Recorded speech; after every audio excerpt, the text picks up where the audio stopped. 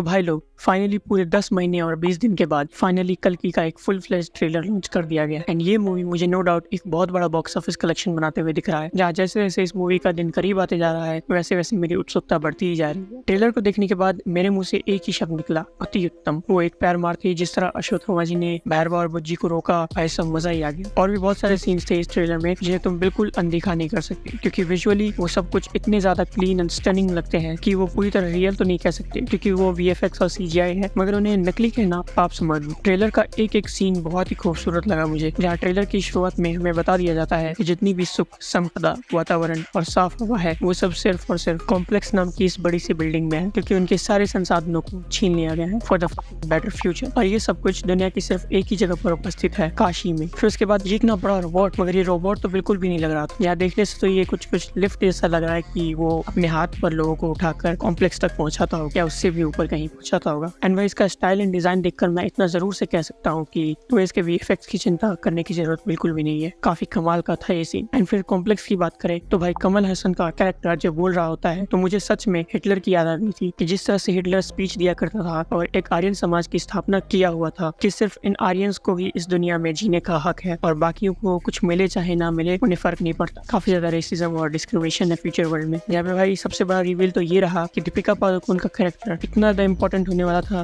मैंने सोचा नहीं था। कल्कि को जन्म देने वाली है वो। वही दूसरी तरफ बाकी की कैरेक्टर्स की बात कर ले तो पहले आते हैं ये, जो कि 7 चिरंजीवियों में से ही कोई होंगी मोस्ट प्रोबेबली। मुझे ऋषि वेदव्यास जी या गुरु कृपाचार्य जी में से कोई एक लगता है। मैं कंफर्म नहीं कह रहा हूँ कि वही है, मगर मुझे ऐसा लग रहा है वो कोई और भी हो सकते हैं। नेक्स्ट ये कैरेक्टर जो कि मुझे गुरु शुक्राचार्य की याद दिला रहे हैं, क्योंकि भगवानों से हर लड़ाई में उन्होंने राक्षसों, असुरों और दानवों का साथ दिया है। जहाँ ये भी कुछ ऐसा ही रोल प्ले कर सकते हैं, वो भी उन्हीं तरह एक सलाहकार का काम कर रहे हैं। एंड फिर आते हैं अपने मूवी की मेन कैरेक्टर भैरवा, जैसे सिर्फ पैसे कमाने है और कॉम्प्लेक्स तक जाना है ताकि वो एक अच्छी जिंदगी जी सके। जहाँ सब कुछ तो ठीक चल रहा था कि अचानक से ये बम गिरा, नहीं गिरी, जो कि मोस्ट प्रोबेबली भैरवा की तरह ही बाउंटी हंटर होगी और उतना ज्यादा कोई इंपॉर्टेंट रोल नहीं होगा। जहाँ पर अश्वत्थामा जी का कैरेक्टर एकदम फिट बैठता है कि वो रक्षा करेंगे कल्कि और उनको जन्म देने वाली माँ का। जब तक वो पैदा नहीं हो जाता तब तक अश्वत्थामा और भैरवा दो हाथ करने में व्यस्त रहेंगे। और फिर एक पॉइंट पर आकर जब सब कुछ रिवील होगा कि वो कौन है तो भैरवा भी वो बाउंटी छोड़कर उनकी रक्षा करने में लग जाएगा। बाकी का पूरा ट्रेलर कमाल के एक्शन सीक्वेंसेस से भरा हुआ था। वो उधर अश्वत्थामा और भैरवा लड़ रहे हैं, दीवारें तोड़ते हुए निकल रहे हैं, बाकी भी कमाल का था। जहाँ उसी बीच ये सीन था जो कि मुझे पूरी वाइब्स दे रहा है कि कुछ तो खतरनाक कंट्रोल कर रहे हैं। या फिर ये सीन आता है जहाँ वो किसी के कान के पास जाकर जब कहते हैं कि डरो मत,